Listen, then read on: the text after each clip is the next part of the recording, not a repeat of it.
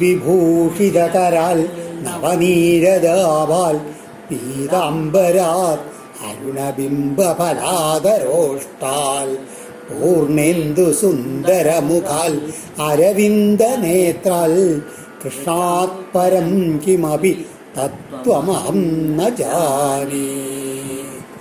ഓം നമോ ഭഗവതേ വാസുദേവായ. ഓം നമോ നാരായണായ. സദ്ഗുരുഭ്യോ നമഃ. ശ്രീമദ്ഭാഗവതം ദശമസ്കന്ധം പൂർവാർദ്ധം പ്രഥമോധ്യായ. രാജോവാച കഥിതോ വംശവിസ്താരോ ഭവതാ സോമസൂര്യയോ രാജ്ഞാം ചോഭയവംശ്യാനാം ചരിതം പരമാദ്ഭുതം.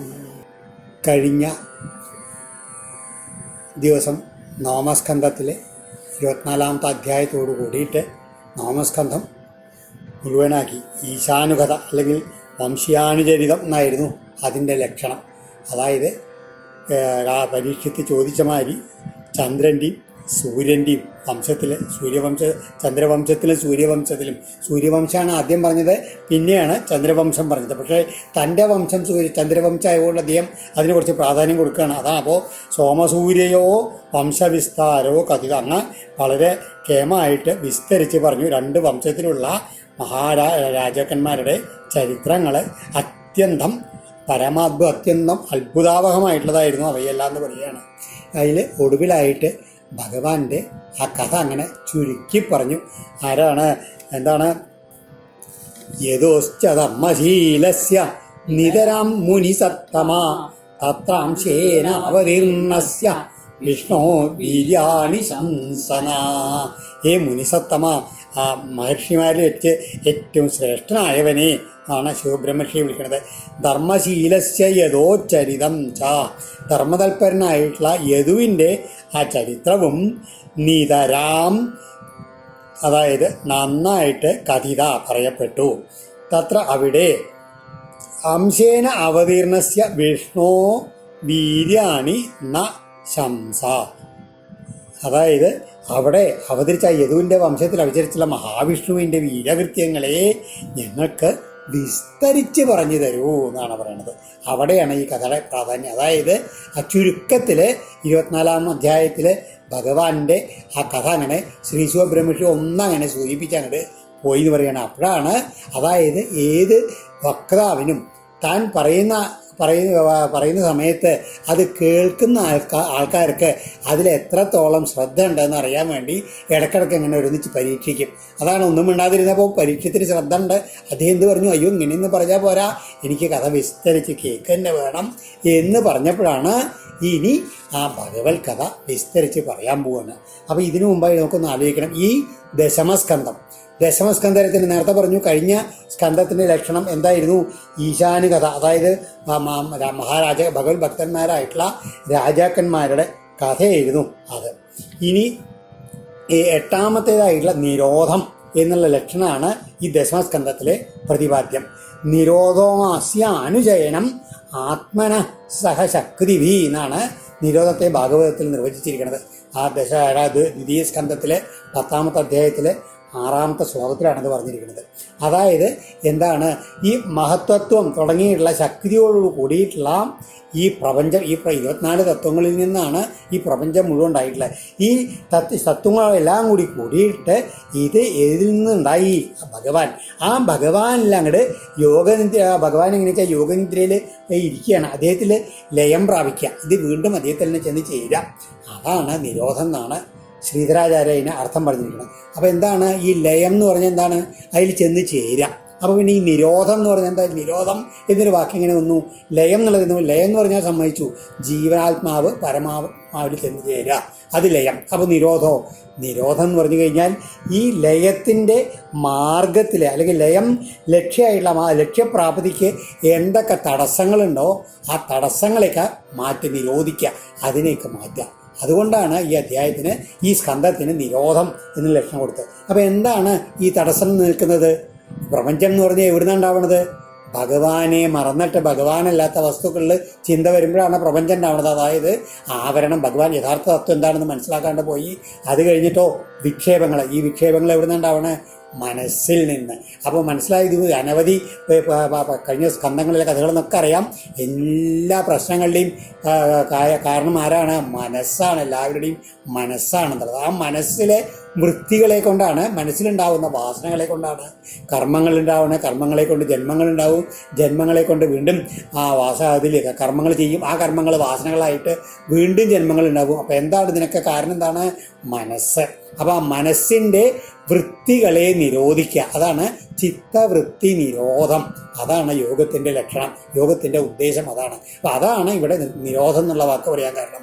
അപ്പം മനസ്സിൻ്റെ വൃത്തികളെ, മനസ്സിനെന്താ ഒരു സ്വഭാവം? അതെപ്പോഴും ഇന്ദ്രിയങ്ങളുടെ കൂടെ ഇങ്ങനെ കളിച്ചുകൊണ്ട് പുറത്തേക്ക് നടന്ന് പ്രപഞ്ചത്തിൽ ഇങ്ങനെ ഓരോ വസ്തുക്കളെ ആസ്വദിക്കും. അപ്പോൾ ആസ്വദിക്കുന്ന സമയത്ത് എന്തുണ്ടാവും? അതിനുവേണ്ടൊരു സംഘം വരും.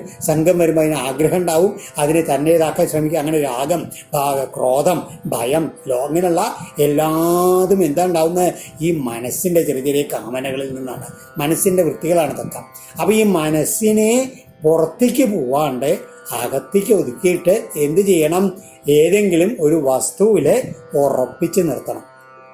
അങ്ങനെ ഉറപ്പിച്ച് നിർത്തി മനസ്സ് എൻ്റെ ആ ചാഞ്ചല്യം ഇല്ലാണ്ടായി കഴിഞ്ഞാൽ, അതിനാണ് ധ്യാനം എന്നൊക്കെ പറയുക. ആ ചാഞ്ചല്യം ഇല്ലാണ്ടായി കഴിഞ്ഞാൽ എന്തായി തീരും? മനസ്സിന് അനവസ്ഥ എന്നുള്ളൊരു ഒരു അവസ്ഥ വരും. അത് വരും. അതാണ് സമാധി എന്നൊക്കെ പറയുന്നത്. ആ മനസ്സിൻ്റെ അനവസ്ഥ. ഇതിനെയാണ് നമ്മൾ ഭഗവത് ലീലകൾ ഓരോന്ന് കേൾക്കുമ്പോൾ പറയാം. യശോദാദേവി, ഗോപികമാര്, ഭഗവത് ഭക്തന്മാർ, അവർക്കൊക്കെ ആ ഭഗവാന്റെ ലീലകളും ഭഗവാനെ കണ്ടുകൊണ്ടും അവർക്കൊക്കെ മനസ്സിൻ്റെ അനവസ്ഥയിൽ എത്തിച്ചേർന്നു എന്നിങ്ങനെ പല ദിക്കിലും പറയും. അപ്പം എന്താണ്? അതിന് വേണ്ടിയിട്ടാണ് ഈ ദശമസ്കന്ധത്തിൽ ഭഗവാന്റെ പുണ്യചരിതങ്ങൾ അങ്ങനെ കേൾക്കുക, അതങ്ങനെ സ്മരിക്കുക, അതങ്ങനെ കീർത്തിക്കുക. അതാണ് ഏറ്റവും എളുപ്പമായിട്ടുള്ള മാർഗം. എന്തിന്? ഈ മനസ്സിൻ്റെ അനവസ്ഥയിലെത്താൻ. മനസ്സിൻ്റെ അനവസ്ഥയിലെത്തിയാൽ എന്തുണ്ടാവും? ആ ജീവാത്മാവിന് ആ യഥാർത്ഥ തത്വമായിട്ടുള്ള പരമാത്മാവിലേക്ക് ലയിക്കാനും കഴിയും. അതാണ് ഈ സ്കന്ധത്തിൻ്റെ ഉദ്ദേശവും അതിൻ്റെ ലക്ഷ്യവും. അതാണ് ഇനിയിപ്പോൾ പറഞ്ഞില്ലേ, വിഷ്ണോർ വീര്യാണി ശംസന എന്ന്. എന്നിട്ടോ അവതീര്യതോർവംശേ ഭഗവാൻ ഭൂതഭാവന കൃതവാൻ യാനി വിശ്വാത്മാ താനിനോ വദവിസ്തരാൽ. അതാണ് പറയണത്. ആ യദുവിൻ്റെ വംശത്തിൽ ഭൂതഭാവനായിരിക്കുന്നത്, അതായത് ഈ ജീവജാലങ്ങളുടെ മുഴുവൻ സ്രഷ്ടാവായിട്ടുള്ള, ഒപ്പം തന്നെ പ്രപഞ്ചത്തിൻ്റെ ആത്മാവും വിശ്വാത്മാവുമായിട്ടുള്ള ഭഗവാൻ. അതാണ് ആ ഭഗവാൻ എന്ന് പറഞ്ഞാൽ എന്താണ്? അതിൽ 6 ഇതുണ്ട്. ഐശ്വര്യസ്യ, സമഗ്രസ്യ, ധർമ്മസ്യ എന്നാവാം, വീര്യസ്യ എന്നാവാം, യശസ ശ്രിയ, ജ്ഞാന വൈരാഗ്യയോശ്ചൈവ ഷണ്ണാം ഭഗ ഇവീരണ എന്നാണ് വിഷ്ണു പുരാണത്തിലൊക്കെ പറയുന്നത്. അതായത് ഐശ്വര്യം, ധർമ്മം, അല്ലെങ്കിൽ അതിന് വീര്യം എന്ന് ചിലർ പറയും, യശസ്, ശ്രീ, ജ്ഞാനം, വൈരാഗ്യം, ഇവയാണ് 6 ഭാഗങ്ങൾ. ഈ 6ഉം തികഞ്ഞ ആളാണ് ആ ഭഗവാൻ. ഭഗവാൻ കൃഷ്ണൻ ആരാണ്? കൃഷ്ണസ്തു ഭഗവാൻ സ്വയം എന്ന് നമ്മൾ പ്രഥമസ്കന്ധത്തിലെ 1-ാമത്തെ അധ്യായത്തിൽ തന്നെ 3-ാമത്തെ അധ്യായത്തിൽ പറയുന്നുണ്ട്. അപ്പോൾ ആ ഭഗവാന്റെ കഥകൾ ആ യദുവിൻ്റെ വംശത്തിൽ എങ്ങനെയാണ്? കൃതവാൻ യാനി വിശ്വാത്മാ താനി നോവത വിസ്തരാൽ. 24-ാമത്തെ അധ്യായത്തിൽ നമ്മൾ പറഞ്ഞു ഭഗവാൻ സ്വയം ഇച്ഛയോട് കൂടിയിട്ട്, സ്വന്തം ഇച്ഛയോട് കൂടിയിട്ട് അവതരിച്ചിട്ടാണ് ഇവിടെ വന്നത് എന്ന് പറയുന്നത്. അങ്ങനെ ആ അവതരിച്ചുള്ള ഭഗവാന്റെ കഥകൾ ഞങ്ങൾക്ക് വിസ്തരിച്ച് പറഞ്ഞു തരുമെന്നാണ് പറഞ്ഞത്. ചുരുക്കിയിട്ട് പറഞ്ഞാൽ പോരാ, വിസ്തരിച്ച് കേൾക്കുന്നതാണെന്ന് പറയുകയാണ്. കാരണം എന്താണ് ആ കഥകളുടെ മാഹാത്മ്യം? നിവൃത്തതർഷൈരുപഗീയമാനാൽ ഭവൗഷധാൽ ശ്രോത്രമനോഭിരാമാൽ ഉത്തമശ്ലോക ഗുണാനുവാദാൽ വിരജ്യേത വിനാപശുഗ്നാൽ. ആ ഭഗവത് കഥകളുടെ മഹത്വം എന്താണ്? നിവൃത്തദർഷൈ ഉപഗീയമായ ആശകളിൽ നിന്നൊക്കെ വിരമിച്ചവരുന്ന, അതായത് വൈരാഗ്യം എന്നുള്ള ആൾക്കാർ കൂടിയിട്ട് ആ എപ്പോഴും പാടി പുകഴ്ത്തുന്നതും, അതുമാതിരി ഭവൌഷധം സംസാരമാകുന്ന ഈ രോഗത്തിന് ഏറ്റവും ഉത്തമമായിട്ടുള്ള ഔഷധമായിരിക്കുന്നതും, ഒപ്പം തന്നെ ശ്രോത്ര മനോവിരാമാൽ ചെവിക്കും മനസ്സിനും ആനന്ദപ്രദവുമായിട്ടുള്ള ഈ സൽകീർത്തിമാനായിട്ടുള്ള ഭഗവാന്റെ ഗുണങ്ങൾ ആഖ്യാനം ആഖ്യാനം ചെയ്യുന്നതിൽ നിന്ന് ആർക്കാണ് വെറുപ്പുണ്ടാവുക? ചിലർക്കുണ്ടാവാം. ആർക്ക്? വിനാ പശുഗ്നാൽ, അതായത് പശുക്കളെ കൊന്നു തിന്നുന്ന ആൾക്കാരില്ലേ, അവർക്ക് മാത്രമേ ഇതിനോട് എതിർപ്പുണ്ടാവൂ. ബാക്കി എല്ലാവർക്കും ഇത് സന്തോഷത്തെയും ആനന്ദത്തെയും നൽകുന്നതാണ് പരീക്ഷിത്ത് പറയണത്. പിതാമഹാമേ സമരേ മരഞ്ജയൈ ദേവം വ്രതാദ്യാതിരഥൈസ്തിമിംഗിലൈ ദുരത്യയം കൗരവസൈന്യസാഗരം കൃത്വാതരൻ വത്സപദം സ്മയൽ പ്ലവാ രൗണ്യസ്ത്രവിപ്ലുഷ്ടമിദം മദംഗം സന്താനബീജം കുരു പാണ്ഡവാനാം ജുഗോപ കുക്ഷിം ഗതാത്തചക്രോ മാതുശ്ചമേയ ശരണം ഗതായ വീര്യാണി തസ്യാഖിലദേഹവാജം അന്തർബഹി പൂരുഷകാലരൂപൈ പ്രയച്ഛതോ മൃത്യുമുദാമൃതം ച മയാ മനുഷ്യസ്യ വദസ്വ വിദ്വൻ. ഹേ വിദ്വൻ, വിദ്വാനായവൻ, അതായത് നല്ല പാണ്ഡിത്യമുള്ള ആളാണ് അങ്ങ് ആ മായാമനുഷ്യനായിട്ടുള്ള ആ ഭഗവാന്റെ കഥകളെ വിസ്തരിച്ച് പറഞ്ഞു തരുമെന്നാണ്. എന്താ എൻ്റെ ആ മഹത്വങ്ങൾ പറയാണ്. എൻ്റെ മുത്തച്ഛന്മാരായിട്ടുള്ള പിതാമഹാമേ സമരേ അമരഞ്ജയൈർ, അതായത് യുദ്ധത്തിൽ അമരഞ്ജയ് ദേവന്മാർക്ക് കൂടിയിട്ട് അല്ലെങ്കിൽ ദേവന്മാരെ കൂടി തോൽപ്പിക്കുവാൻ ശ്രേഷ്ഠന്മാരായിട്ടുള്ള ദേവർവ്രതാദ്യ അതിരഥൈർ സ്ഥിമിങ്കിലെ ദേവവ്രതൻ, അതായത് ഭീഷ്മൻ, അതുമാതിരി ആദി എന്ന് പറഞ്ഞാൽ ഭീഷ്മര്, ദ്രോണര് തുടങ്ങിയിട്ടുള്ള മഹാരഥന്മാരായിട്ടുള്ള ശ്രേഷ്ഠന്മാരായിട്ടുള്ള ആ അവരെ കൊണ്ട് നിറഞ്ഞുള്ള തിമിംഗലങ്ങൾ, അങ്ങനെ നിറഞ്ഞുള്ള ഒരു സമുദ്രം, അതായിരുന്നു കൗരവ സൈന്യസാഗരം. കൗരവ സൈന്യമാകുന്ന ആ സമുദ്രത്തെ എൻ്റെ മുത്തച്ഛന്മാർ പ്ലവ യാതൊരാളാകുന്ന തോണിയോടുകൂടി നിഷ്പ്രയാസം വത്സപദം കൃത, ഒരു പശുക്കുട്ടിയുടെ കൊളമ്പടിക്കുള്ളിലെ വെള്ളം പോലെ അത്ര നിഷ്പ്രയാസം അതരൻ സ്മ കടന്നുവോ. പിന്നെയോ അത് മാത്രമല്ല, അതെൻ്റെ മുത്തച്ഛന്മാരുടെ കഥ. പിന്നെ എൻ്റെ കഥയെന്ന് അഴിച്ചു കൊയ്യാ യാതൊരുവൻ ദ്രൗണ്യസ്ത്ര വിപ്ലുഷ്ടം, ആ ദ്രോണപുത്രനായിട്ടുള്ള അശ്വത്ഥാമാവിൻ്റെ ബ്രഹ്മാസ്ത്രം കൊണ്ട് കരിഞ്ഞതും കുരു പാണ്ഡവാനാം സന്താനബീജം, കൗരവന്മാരുടെയും പാണ്ഡവന്മാരുടെയും ആ വംശത്തിൻ്റെ നിലനിൽപ്പിന് കൂടിയിട്ട് ബീജമായിട്ടുള്ളതുമായ ഇതം മതംഗം, എൻ്റെ ഈ ശരീരത്തെ ശരണങ്കതായ മേ മാതു കുക്ഷിം, വേഗം എൻ്റെ മകനെ പുത്രനെ രക്ഷിക്കണേ എന്നുള്ള ഭാവത്തോടു കൂടിയിട്ട് അങ്ങയെ ശരണം പ്രാപിച്ച എൻ്റെ അമ്മയായിട്ടുള്ള ഉത്തരയുടെ ഗർഭത്തിനുള്ളിൽ എങ്ങനെയാണ് ആർത്തചക്ര, തൻ്റെ തെക്കരത്തിൽ ആ ചക്രായുധം കൂടി പിടിച്ചു ചെന്ന് കടന്നു ചെന്ന് ജുഗോപജ സംരക്ഷിക്കുകയും ചെയ്തുവോ. അങ്ങനെയുള്ള ഭഗവാന്റെ കഥ. പിന്നെ മാത്രമാണോ അഖില ദേഹഭാജം, എല്ലാ ജീവജാലങ്ങളുടെയും ബഹി ഉള്ളിലും പുറത്തും കഴിയുന്ന, ഉള്ളിലെങ്ങനെയാണ് പുരുഷസ്വരൂപത്തിൽ, അകത്ത് പുറത്തോ കാലരൂപത്തിലും കഴിയുന്ന ആ വർത്തിച്ചുകൊണ്ട് അമൃതം മൃത്യും ഊത, അതായത് സംസാരമോചനം. ആർക്ക് മോക്ഷം വേണ്ട ആൾക്കാർക്ക് മോക്ഷത്തെ കൊടുക്കും. ഇനി അല്ല മൃത്യും ഊത, സംസാര ബന്ധത്തെയും കൊടുത്തുകൊണ്ടിരിക്കും. ചിലർക്ക് മൃത്യു എന്ന് പറഞ്ഞാൽ എന്താണ്? സംസാരത്തിൽ വീണ്ടും വീണ്ടും ജനിക്കുക മരിക്കുക. അതും രണ്ടും കൊടുക്കുന്ന ആരാണ്? ആ മായാമനുഷ്യനായിട്ടുള്ള ഭഗവാനാണ്. അദ്ദേഹത്തിൻ്റെ വീര്യാണി വധസ്വ, അദ്ദേഹത്തിൻ്റെ കഥകൾ അങ്ങനെ വിസ്തരിച്ച് പറഞ്ഞു തരൂ എന്ന് പറയുകയാണ്. ഇനിയോ രോഹിണ്യാസ്തനയ പ്രോക്തോ രാമ സംഘർഷണസ്ത്വയാ ദേവക്യാ ഗർഭസംബന്ധ കുതോ ദേഹാന്തരം വിനാ. പിന്നെയോ അങ്ങ് പറഞ്ഞില്ലേ ഇതിൻ്റെ ഇടയിൽ എന്താണ്? ഈ രോഹിണിയുടെ പുത്രനായിരുന്നു രാമൻ എന്ന് പറഞ്ഞു. പിന്നെയോ അതേമാതിരി ദേവകിയുടെ പുത്രനായിട്ടും അങ്ങ് പറയേണ്ട ഈ ഗർഭസംബന്ധരായിട്ട് പറയും. ഇതെങ്ങനെ ഒരേ ആള് രണ്ടാളുടെ ഗർഭത്തിൽ വരാൻ കാരണം എന്താണെന്ന് ചോദിക്കുകയാണ്. പിന്നെയോ കസ്മാൻ മുകുന്ദോ ഭഗവാൻ പിതുർഗേഹൽ വ്രജം, കസ്മാൻ മുകുന്ദോ ഭഗവാൻ പിതുർഗേഹൽ വ്രജം ഗത ക്വവാസം ജ്ഞാതിവിസാർദ്ധം ഗതവൻ സത്വസമ്പതി. ആ ഭഗവാനായിട്ടുള്ള മുകുന്ദൻ, എല്ലാവർക്കും മോക്ഷം നൽകുന്നവനായിട്ടുള്ള ഭഗവാൻ പിതു ഗേഹാൽ, തൻ്റെ അച്ഛൻ്റെ ഗൃഹത്തിൽ നിന്ന് കസ്മാൽ എന്തു കാരണത്താൽ ഗോകുലത്തെ വ്രജം ഗത, ഗോകുലത്തിലേക്ക് ഓടിപ്പോയി. പിന്നെയോ സാത്വതാമ്പ്, ഭക്തന്മാരുടെ നാഥനായിട്ടുള്ള അദ്ദേഹം ജ്ഞാതിവിസാർ, സ്വന്തക്കാരോടുകൂടി മാസം ഗത, പിന്നീട് എവിടെയാണ് വാസിച്ചത്? വ്രജേ വസൻ കിമകരോൽ മധുപുര്യാം ച കേശവ ഭ്രാതരം ചാവധീൽ കംസം മാതുരദ്ധാതദർഹണം. ആ വ്രജത്തിൽ അവസിച്ചു കുറച്ചു കാലം. അതിനുശേഷം ആ മധുരയിലും മറ്റും വസൻ താമസിച്ചുകൊണ്ട് ആ കേശവൻ ശ്രീകൃഷ്ണൻ കിമകരുൾ എന്തൊക്കെ ചെയ്തു. മാതുഭ്രാതരം തൻ്റെ അമ്മയുടെ സഹോദരനും അതദർഹണം അതിനെ അർഹിക്കാത്തവനുമായ കംസം, അതായത് അമ്മാവനെ വധിക്കുക എന്നൊക്കെ പറഞ്ഞാൽ അത് അർഹിക്കാത്തല്ലേ, അത് എന്തിനു വേണ്ടിയിട്ടാണ്? അദ്ധാ അവധിൽ വധിച്ചത് എന്തിനു വേണ്ടിയിട്ടാണ്? ദേഹം മാനുഷമാശ്രിത്യ കരിവർഷാണി വൃഷ്ണിഭി യദുപുര്യം സഹാവത്സിൽ പത്ന്യ കത്യഭവൻ പ്രഭോ. മാനുഷം ദേഹം ആശ്രിത്യ മനുഷ്യദേഹത്തിനെ സ്വീകരിച്ച് അദ്ദേഹം വൃഷ്ണിഭി സഹ വൃഷ്ണികളോടുകൂടി ചേർന്നിട്ട് യാദവന്മാരുടെ പുരിയിൽ യദുപുര്യാം കതിവർഷാണി എത്ര വർഷം അങ്ങനെ താമസിച്ചു. പ്രഭോ എല്ലാറ്റിനും ശക്തി പ്രഭവാനായിരുന്നു അദ്ദേഹത്തിന്.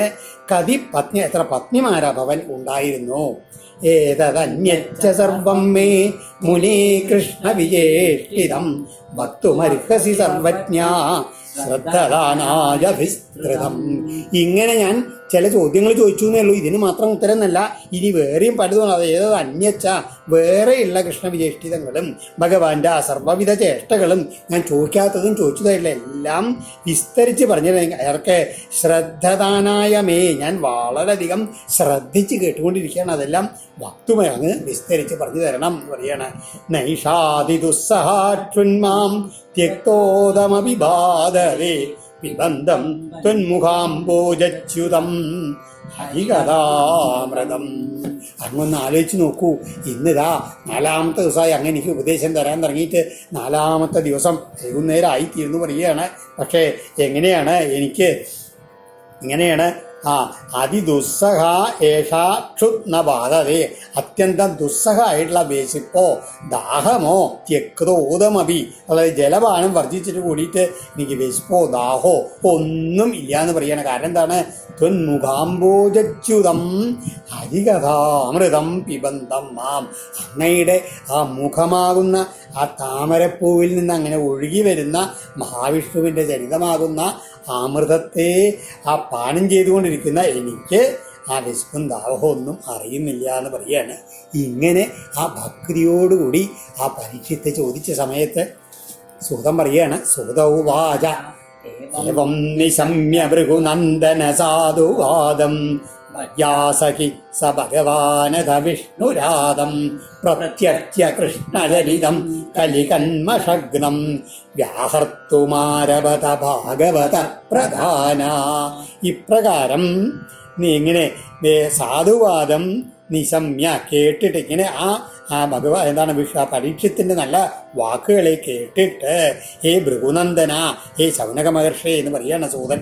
എന്താണ്? ഭാഗവത പ്രധാന ഭഗവാൻ സ വയ്യാസകി, ഭഗവത് ഭക്തന്മാരിലെ പ്രധാനിയും ഭഗവാൻ തന്നെയുമായ ആ ശ്രീശുക, അതായത് എല്ലാ ഭഗവത്കളും അദ്ദേഹത്തിനുണ്ട്.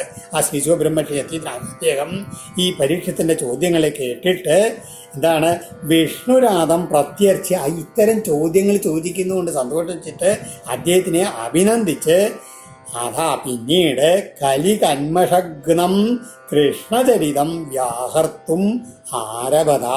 കലിദോഷമാകുന്നതിനെ തീരെ നിശേഷം ഇല്ലാതാക്കുന്ന ആ ശ്രീകൃഷ്ണചരിതത്തെ പറവാനായിട്ട് ആരംഭിച്ചു. ശ്രീശുകൗവാച സമ്യക് വ്യവസിതാ ബുദ്ധി തവ രാജർഷി സത്തമ വാസുദേവ കഥായം തേ യജ്ജാതാ നൈഷ്ഠികീരതി. ശ്രീശുഖബ്രഹ്മർഷി ആദ്യം തന്നെ പരീക്ഷയെ വിളിക്കുന്നത് എന്താ അറിയോ? രാജർഷി സത്തമ, അതായത് രാജർഷിമാരിലെ ഏറ്റവും സത്തമൻ ശ്രേഷ്ഠനായിരിക്കണം അങ്ങിപ്പോ എന്ന് പറയുകയാണ് ഈ ചോദ്യങ്ങളെ കൊണ്ടേ. കാരണം തവ ബുദ്ധി സമ്യക് വ്യവസിത, അങ്ങയുടെ ആ ബുദ്ധി ഇപ്പോൾ നല്ല ശരിയാകും വണ്ണം വ്യവസ്ഥാപിതമായിരിക്കുന്നു. എന്തെന്നാൽ തേ അങ്ങയ്ക്ക് വാസുദേവ കഥായാം നൈഷ്ഠികീരതി ജാത. അതുകൊണ്ടാണ് അങ്ങയുടെ ബുദ്ധി ഉറച്ചെന്ന് പറയുന്നത്. കാര്യം എന്താണ്? ഭഗവത് കഥകളിലെ വാസുദേവൻ്റെ കഥകളിൽ നിഷ്ഠയോടുകൂടിയുള്ള താല്പര്യം അങ്ങയ്ക്ക് സംജാതമായിരിക്കുന്നു. അതുകൊണ്ട് അങ്ങയുടെ ബുദ്ധി വേണ്ട രീതിയിലായി.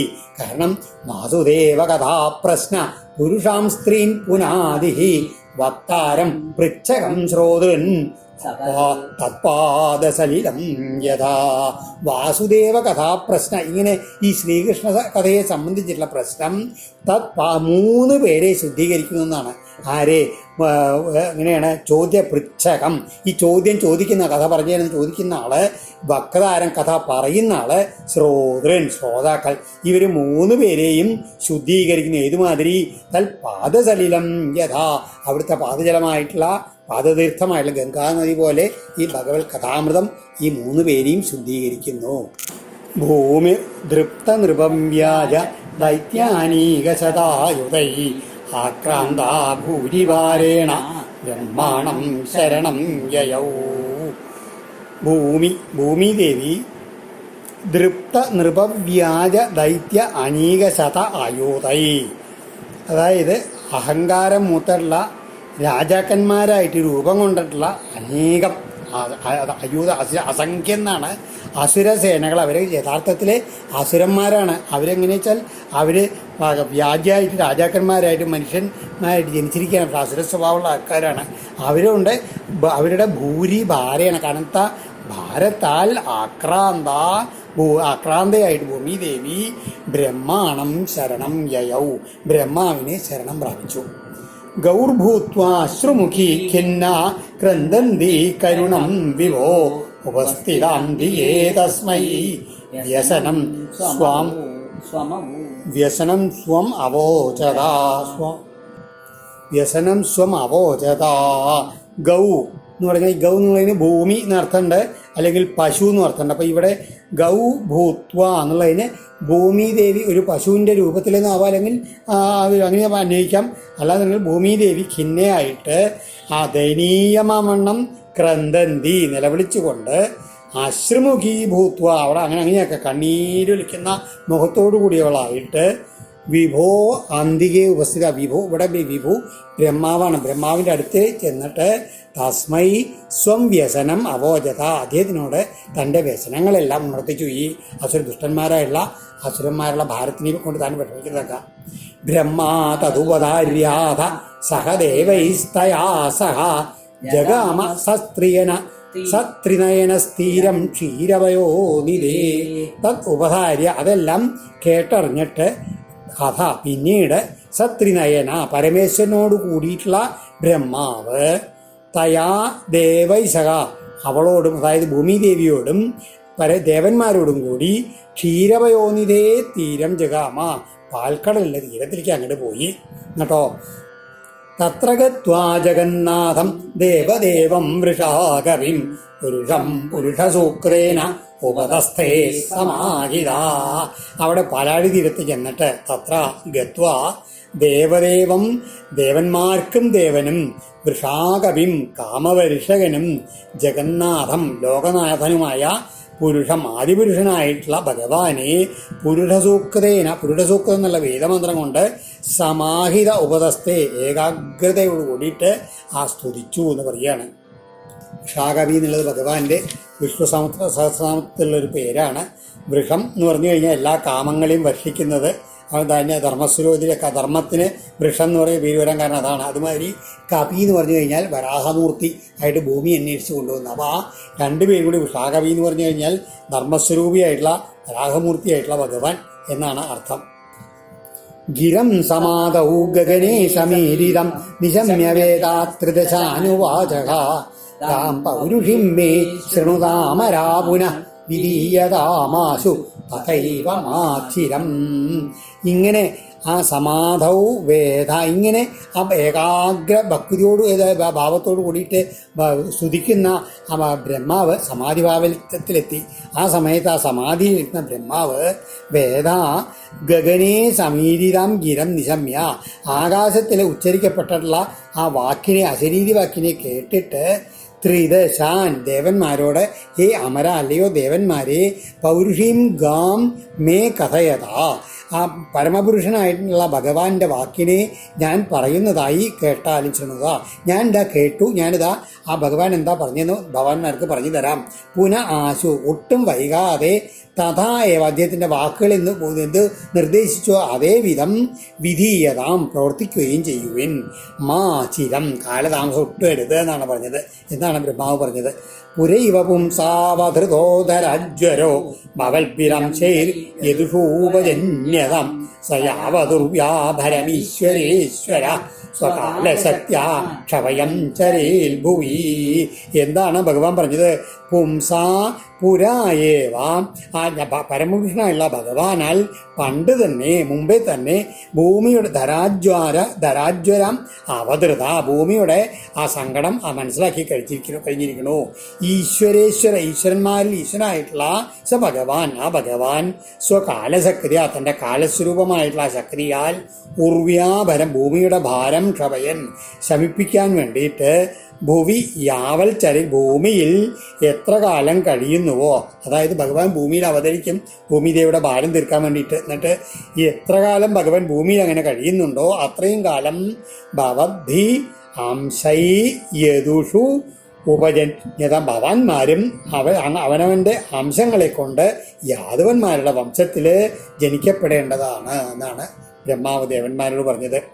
വസുദേവ ഗൃഹേ സാക്ഷാൽ ഭഗവാൻ പുരുഷപര ജനിഷ്യതേ തത്പ്രിയാർത്ഥം സംഭവന്തു സുരസ്ത്രീയാ.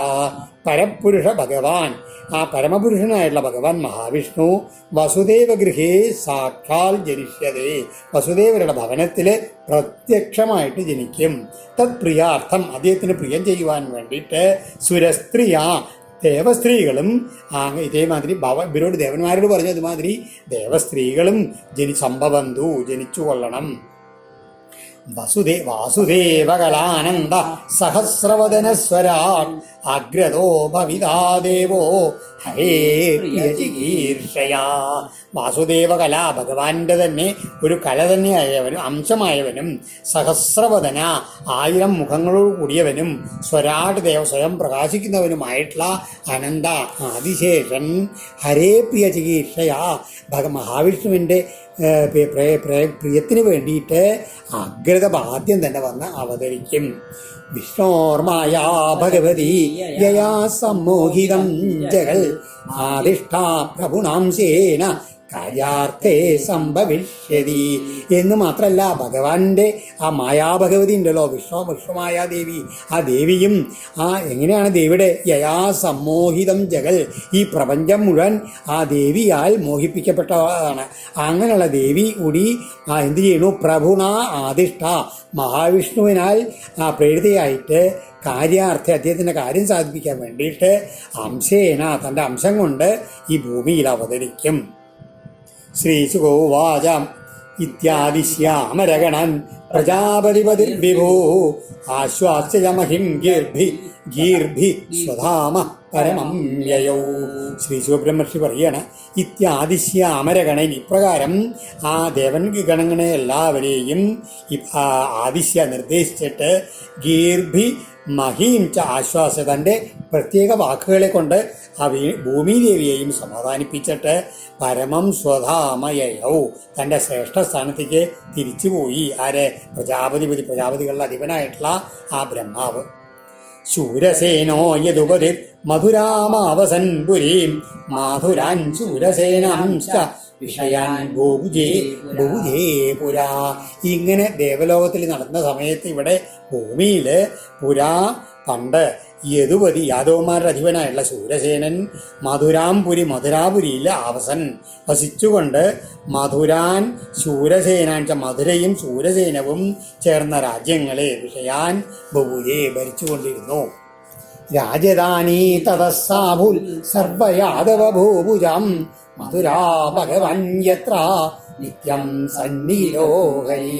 തഥ അങ്ങനെ അവിടെ യാതൊരിടത്ത് ഭഗവാൻ ഹരി നിത്യം സന്നിഹിത, അതായത് ഭഗവാൻ ശ്രീഹരി എപ്പോഴും സന്നിധാനം ചെയ്യുന്ന ആ സ്ഥലം ഉണ്ടല്ലോ, ആ മധുരാപുരി സർവയാദവ ഭൂഭുജം യാദവവംശ രാജാക്കന്മാർക്ക് എല്ലാവർക്കും രാജധാനി അഭൂൽ, അവരുടെയൊക്കെ രാജധാനിയായിട്ട് തീർന്നു. തസ്യാം തു കരിഹിൽ ശൗരി വസുദേവ കൃതോദ്വഹ ദേവക്യാസൂയയാ സാർദ്ധം പ്രയാണേ രഥമാരുകൾ. അങ്ങനെ അവിടെ ശൗരി വസുദേവ, ഈ ശൂരന്റെ പുത്രനായിട്ടുള്ള വസുദേവൻ, തസ്യാം തു കർഹിജിൽ, അവിടെ ആ ഒരു അവസരത്തിൽ ഈ മധുരാപുരിയിൽ വിവാഹം കഴിച്ചിട്ട് സൂര്യയാ ദേവക്യാ സാർദ്ധം, നവവധുവായിട്ടുള്ള ദേവകിയോട് കൂടിയിട്ട് പ്രയാണേ രഥമാരുകൾ, തൻ്റെ വധുവായിട്ടുള്ള ദേവകിയെ കൂടി സ്വീകരിച്ച് ആ രഥത്തിലേറിയിട്ട് യാത്ര ചെയ്യാൻ പുറപ്പെടുകയാണ് എന്ന് പറയുകയാണ്. ഉഗ്രസേനസുത കംസ സ്വസുപ്രിയ ചികീർഷയാ രശ്മീൻ ഹയാനം ജഗ്രാഹ രൗഗ്മയി രഥശതൈർവൃത. ഈ ദേവകി വസുദേവൻ്റെ നവവധുവാണെന്ന് പറഞ്ഞു. ദേവകൻ്റെ പുത്രിയാണ് ദേവകി. ദേവകൻ്റെ സഹോദരനാണ് ഉഗ്രസേനൻ. ഉഗ്രസേനൻ്റെ പുത്രനായിട്ടുള്ള കംസൻ, ഉഗ്രസേന സുത കംസ സ്വസുപ്രിയ ചികീർഷയ, തൻ്റെ ആ സഹോദരിയോട് വലിയ സ്നേഹമാണ് കംസൻ. അതുകൊണ്ട് അവളോട് പ്രിയം ചെയ്യാനുള്ള താല്പര്യത്താൽ രൗക്മയി രഥശതൈവൃത, പാരിപരികമായിട്ട് അനവധി തേരുകളെ സ്വർണം കൂട്ടിയുള്ള സ്വർണ്ണമയായിട്ടുള്ള രഥങ്ങളൊക്കെ കൊടുത്തിട്ടുണ്ട്. അതിൽ ഒരു രഥത്തിൽ എങ്ങനെയാണ് ഹയാനാം രശ്മീൻ ജഗ്ര, ഒരു തേരിൽ ഇവർ വധൂപതന്മാർ കയറിയിട്ടുള്ള ആ തേരിൽ ആ സൂതനെ ഇങ്ങോട്ട് മാറ്റി നിർത്തിയിട്ട് താൻ സ്വയം ആ കടിഞ്ഞാണ് ഏറ്റെടുത്തിട്ട് കുതിരകളുടെ അതും ഒക്കെ പിടിച്ചുകൊണ്ട് ആ കടിഞ്ഞാൻ പിടിച്ചുകൊണ്ട് അങ്ങോട്ട് കംസൻ തേരിൽ അങ്ങോട്ട് കയറി എന്ന് പറയുകയാണ് അവരെ നയിച്ചുകൊണ്ട്. ആ ചതുശ്ശതം പാരിപരിഹം ഗജാനാം ഹേമമാലിനം അശ്വാനാമയുധം സാർദ്ധം രഥാനാം ച ത്രിഷട്ശതം ദാസീനാം സുകുമാരീണം ദ്വേഷതേ സമലങ്കൃതേ ദുഹിത്രേ ദേവകപ്രാദാൽ ധ്യാനേ ദുഹിതൃവൽ പ്രാദാദ്യാനേ സുഹിതൃവത്സല ശംഖദൂര്യമൃദംഗാശ്ച നേതുർ ദുന്ദുഭയസമം പ്രയാണപ്രക്രമേ താവൽ വരവധ്വോ സുമംഗളം. ഇങ്ങനെ ആ വിവാഹ ഘോഷയാത്രയെ പറ്റി വിസ്തരിച്ച് പറയുകയാണ്. ദേവകി ഭർത്തൃഗൃഹത്തിലേക്ക് പോണ സമയത്ത് അദ്ദേഹത്തിൻ്റെ അച്ഛനായിട്ടുള്ള ദേവകൻ ആ പുത്രിയോടുള്ള വാത്സല്യ ആതിരേകം കൊണ്ട് ആ അസംഖ്യം പാരിതോഷികങ്ങൾ നൽകി.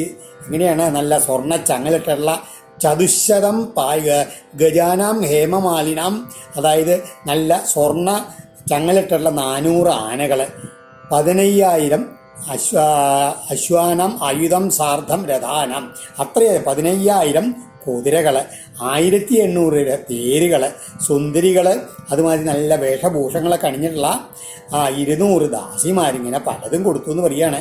ആ വധൂവരന്മാരാണ് യാത്ര പുറപ്പെട്ട സമയത്ത് വഴിയിൽ ആ ശംഖം, അതുമാതിരി പെരുമ്പറ, മൃദംഗം, ദുന്ദുബി മുതലായിട്ടുള്ള മംഗളകരങ്ങളായുള്ള വാദ്യഘോഷങ്ങളൊക്കെ അങ്ങനെ മുഴങ്ങി അങ്ങനെ ആ ഘോഷയാത്ര അങ്ങനെ നീങ്ങിക്കൊണ്ടിരിക്കുകയാണ്. ആ സമയത്ത് പതിപ്രഗ്രഹിണം കംസം ആഭാഷ്യാഹ ശരീരവാഗ് അസ്യാസ്ത്വാം അഷ്ടമോ ഗർഭോ ഹന്തായം വഹസേ ബുധാ ഇത്യുക്ത സകല പാവോ ഭോജാനം കുലവംസന ഭഗിനീം ഹന്തുമാരബ്ധ ഖഡ്ഗവാണി കചേഗ്രഹീൽ തം ജുഗുപ്സിതകർമാണം നൃശംസം ചിരപത്രപം വസുദേവോ മഹാഭാഗ ഉവാച പരിസാന്വയൻ.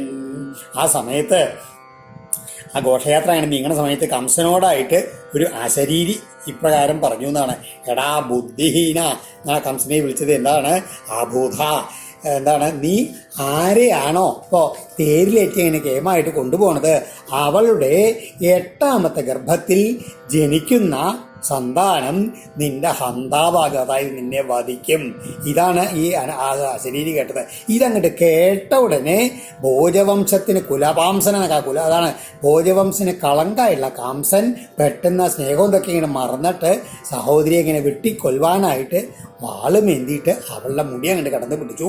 അപ്പം ഇങ്ങനെ നിന്ദ്യമായിട്ടുള്ള ഈ കർമ്മത്തിന് ഒരുങ്ങുന്ന ആ കംസനെ കണ്ടിട്ട് എന്താണ് ദുഷ്ടനാണ് അവനെ, ലജ്ജാഹീനായിട്ടുള്ള കംസനെ സാന്ത്വനപ്പെടുത്താൻ വേണ്ടിയിട്ട് ആ മകനായിട്ടുള്ള മഹായോഗ്യനായിട്ടുള്ള വസുദേവര് ഇപ്രകാരം പറഞ്ഞു എന്നാണ്. വസുദേവ ഉവാച ശ്ലാഘനീയ ഗുണ ശൂരൈർഭവാൻ ഭോജയസസ്കര സകഥം ഭഗിനിം ധന്യൽ സ്ത്രീയം ഉദ്വാഹ പർവണി.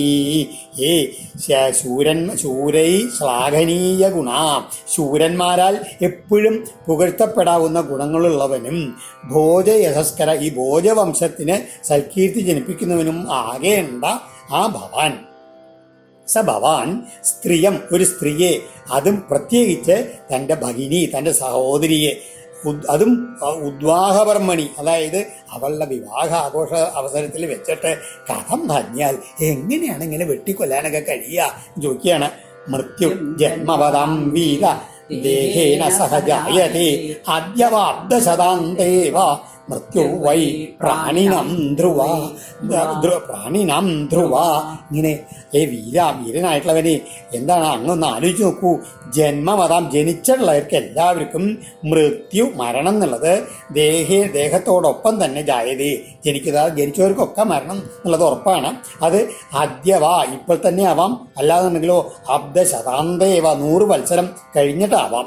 പ്രാണിനാം മൃത്യു ധ്രുവ വൈ, അതായത് ജീവൻ എടുത്തുള്ള എല്ലാവർക്കും മരണം എന്നുള്ളത് ഉറപ്പാണ്.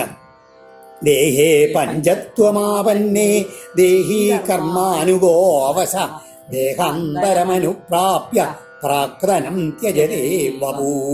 ഈ ദേഹം എങ്ങനെയാണ്? ദേഹേ പഞ്ചത്വം ആപന്നെ, അതായത് ഈ ശരീരം മരണാവസ്ഥയെ പ്രാപിക്കുന്ന സമയത്ത് നമ്മളുടെ കർമ്മത്തിന് അധീനനും സ്വകർമ്മത്തിന് അധീനനും അസ്വതന്ത്രനുമായിട്ടുള്ള ദേഹി, ഈ ശരീരത്തിലുള്ള ജീവൻ ദേഹാന്തരം പ്രാപ്യ, വേറൊരു ശരീരത്തെ പ്രാപിച്ച ശേഷം പ്രാക്തനം വപു, പഴയ ശരീരത്തെ ത്യജതേ, ഉപേക്ഷിക്കുന്നു.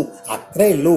അതാണ് വ്രജം സ്തിഷ്ടൻ പദൈകേന യഥൈവേകേന ഗച്ഛതി യഥാ തൃണുജളൂകൈവം ദേഹി കർമ്മഗതിം ഗതാ. അതിന് ഉദാഹരണം പറയാണ്. എന്താണ്?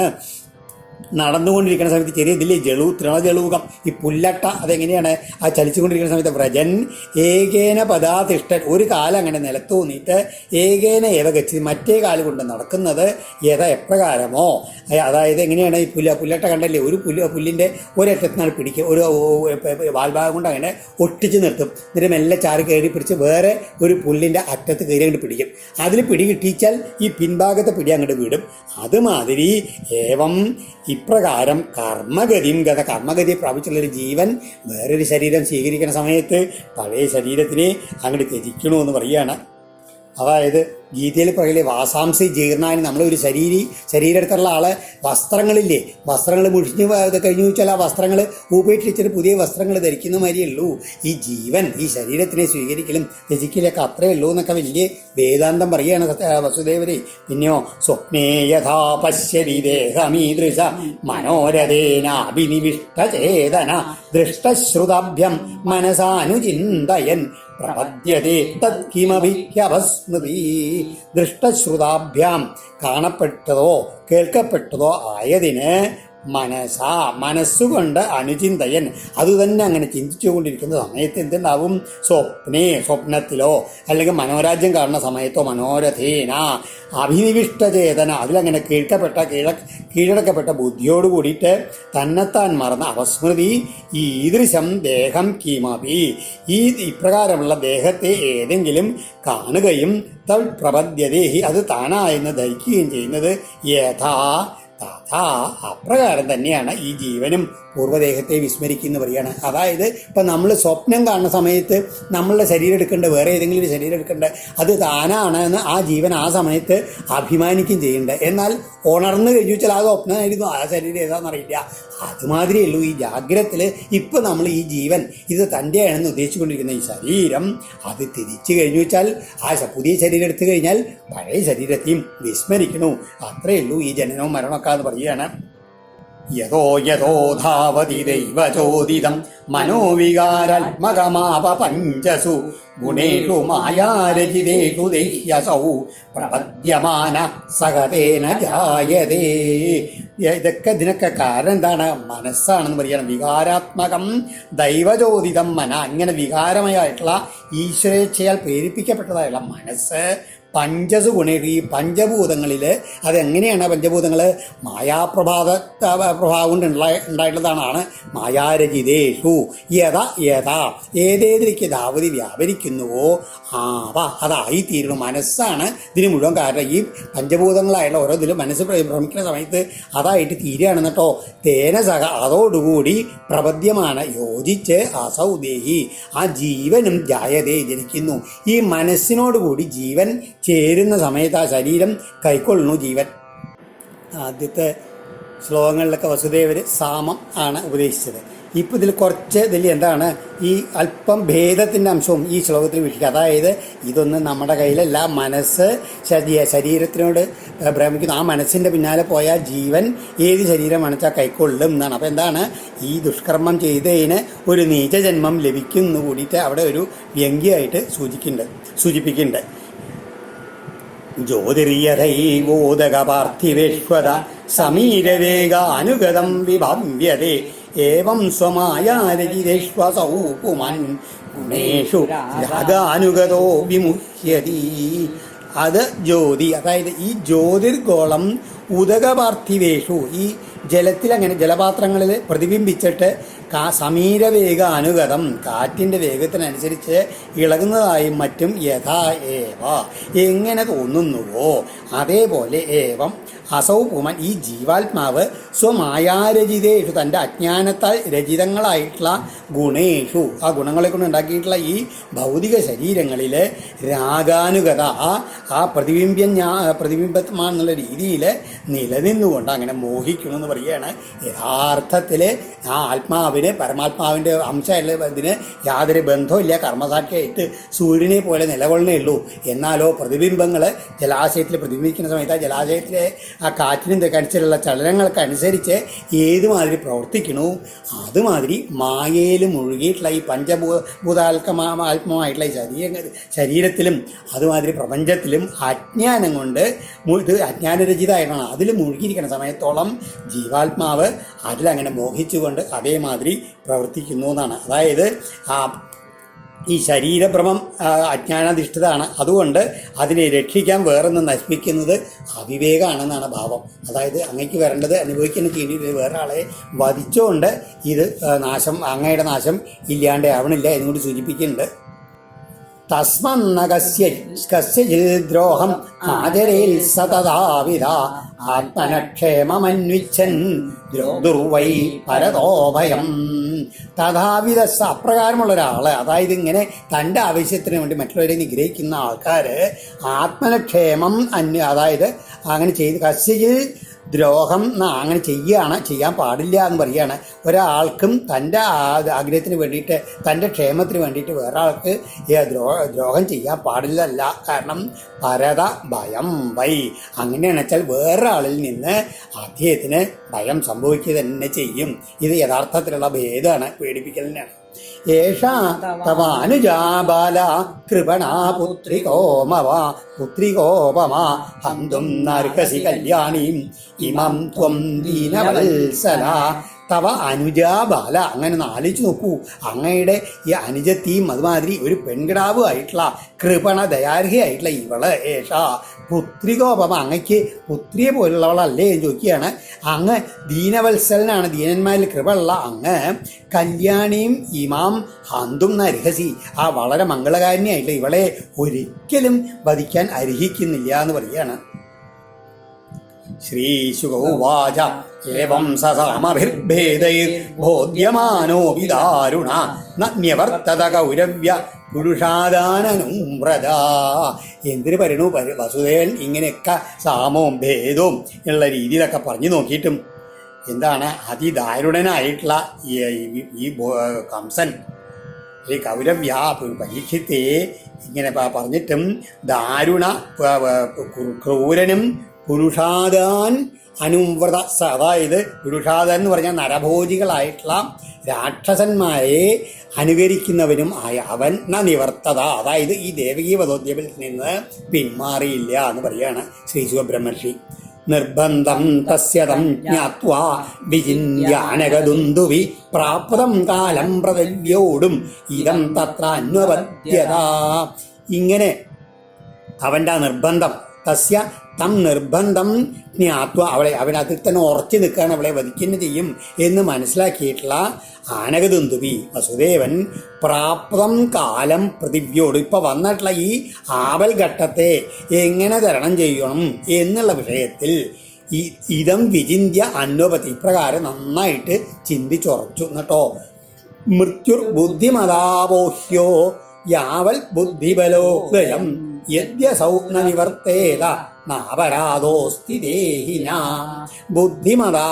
ബുദ്ധിമാനായിട്ട് ഒരാൾ എന്താ ചെയ്യേണ്ടത്? യാവൽ ബുദ്ധിബലോദയം, അവനവൻ്റെ ഉള്ളത്ര ബുദ്ധി മുഴുവൻ പ്രയോജനപ്പെടുത്തിയിട്ട് മൃത്യു അപോഹ്യ, മരണത്തിനെ തടയപ്പെടുത്തണം കേട്ടോ. അസൗന നിവർത്തയേത ആയതി, അത് വിട്ടുപോകുന്നില്ലെങ്കിൽ ദേഹിന അപരാധ ന അസ്തി, മനുഷ്യന് അപരാധമില്ല. അതായത് അവനവൻ്റെ പരമാവധി കഴിവും അറിവും ബുദ്ധിയും ഉപയോഗിച്ച് മരണഭയം വരുന്ന സമയത്ത് അതിനെതിരായിട്ട് പ്രവർത്തിക്കുന്നേ വേണം. അതിൽ പറ്റിയില്ല, രക്ഷ കിട്ടിയില്ലെങ്കിൽ വിരോധമില്ല, അതുകൊണ്ട് അപരാധമില്ല എന്ന് പറയുകയാണ്. അപ്പോൾ അതുകൊണ്ട് ഒരു കാര്യം ചെയ്യാം.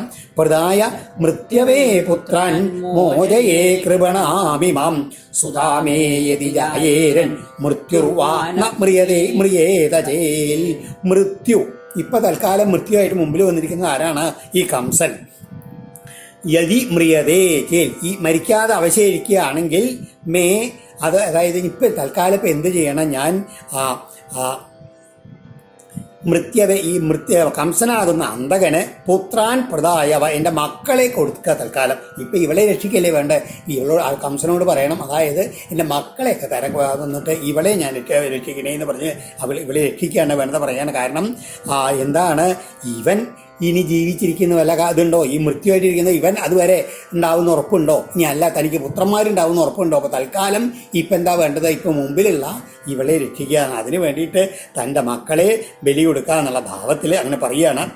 പിന്നെ അത് മാത്രമല്ല, വിപര്യയോ വാകിംന സ്യൽഗതിർധാതു ദുരത്യയാ ഉപസ്ഥിതോ നിവർത്തേത നിവൃത്ത പുനരാവതയിൽ.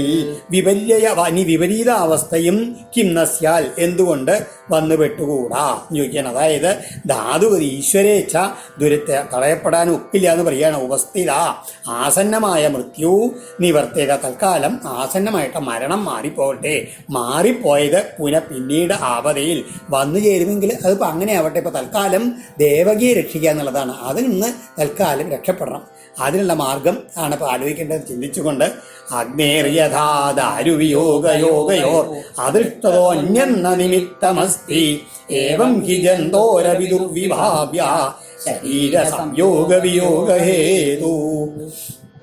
ദാരുവിയോഗയോഗയോ, അതായത് ഇപ്പം നല്ല കാട്ടിൽ ഇങ്ങനെ നല്ല നന്നായിട്ട് കാട്ടുതീ കത്തിക്കൊണ്ടിരിക്കുകയാണ്. അപ്പോൾ കാട്ടുതീ അങ്ങനെ പറന്ന് പിടിക്കാതെ ഇരിക്കാൻ വേണ്ടി നമ്മൾ എന്ത് ചെയ്യും? ചിലപ്പോൾ ചില വൃക്ഷങ്ങളെയൊക്കെ വെട്ടി ഒഴിവാക്കിയിട്ട് അങ്ങനെ അഗ്നേ യഥാ അധിഷ്ഠമല്ലാത്ത വേറെ ഇതില്ലേ, എന്താണ് അഗ്നി മറ്റുള്ള വൃക്ഷങ്ങളെയും കാടിനെയൊക്കെ രക്ഷിക്കില്ലേ? അതുമാതിരി ഈ തൽക്കാലം ഇപ്പം എന്ത് ചെയ്യാം? ജന്തോ ശരീര സംയോഗ വിയോഗ ഹേതു അഭി, ഒരു ജീവൻ്റെ ശരീരത്തുള്ള വിയോജിപ്പും ഉണ്ടാകാനുള്ള കാരണവും ഇപ്രകാരം ഊഹിപ്പാനാവില്ല. അതുകൊണ്ട് തൽക്കാലം ഇപ്പം ഈ കാട്ടുതീയിൽ നിന്ന് വേറെ വൃക്ഷങ്ങളെ വെട്ടിയിട്ട് തൽക്കാലം കാട്ടുതീക്ക് വേണ്ടി പരിശ്രമിക്കാം, ഇല്ലാണ്ടാക്കാം. എന്നാലോ വേറെ ചിലത് ചിലപ്പോൾ ഈ വൃക്ഷങ്ങളെ മാറ്റി കഴിഞ്ഞു വെച്ചാൽ ആ വൃക്ഷങ്ങളെങ്കിലും രക്ഷപ്പെടും, വേറെ ചിലത് കത്തിന്ന് വരാം, അല്ലെങ്കിലോ കാട്ടുതീ തന്നെ തീരെ നശിച്ചു എന്നും വരാം. ആ ഈശ്വരേച്ഛ എങ്ങനെയാ വെച്ചാൽ അങ്ങനെ വരട്ടെ എന്നുള്ള രീതിയിൽ ഇങ്ങനെ പലതും ചിന്തിച്ചുറപ്പിച്ചിട്ട് ഏവം വിമർശ്യ തം പാപം യാവതാത്മനിദർശനം പൂജയാമാസ വൈ ശൗരി ബഹുമാനപുരസ്വരം.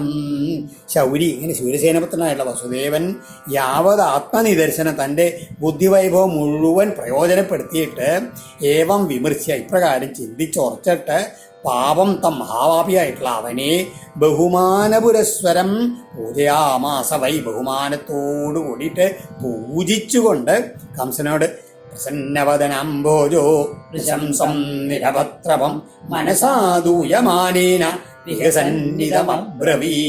അങ്ങനെ നന്നായിട്ട് കാൽക്കൽ വീണ് നമിച്ചമാതിരി അങ്ങോട്ട് പൂജിച്ച സമയത്ത് എന്തായി ആ മനസ്സിലെങ്ങനെയാ മനസ്സാദൂയ മനസ്സിൽ നല്ല വേദന ഉണ്ടെങ്കിലും മൗത്ത് നോക്കിയിട്ട് നല്ല വാക്കുകളൊക്കെ പറഞ്ഞ് അദ്ദേഹത്തിനെ സ്തുതിച്ചു. എന്നിട്ട് കാൽക്കലൊക്കെ വീണ സമയത്ത് നല്ല മുഖകമലമൊക്കെ പ്രസന്നാക്കി കംസന്റെ എന്നിട്ടോ പുഞ്ചിരി തൂക്കിക്കൊണ്ട് ആ ചെറിയൊരു പുഞ്ചിരിയൊക്കെ വരുത്തി വസുദേവൻ.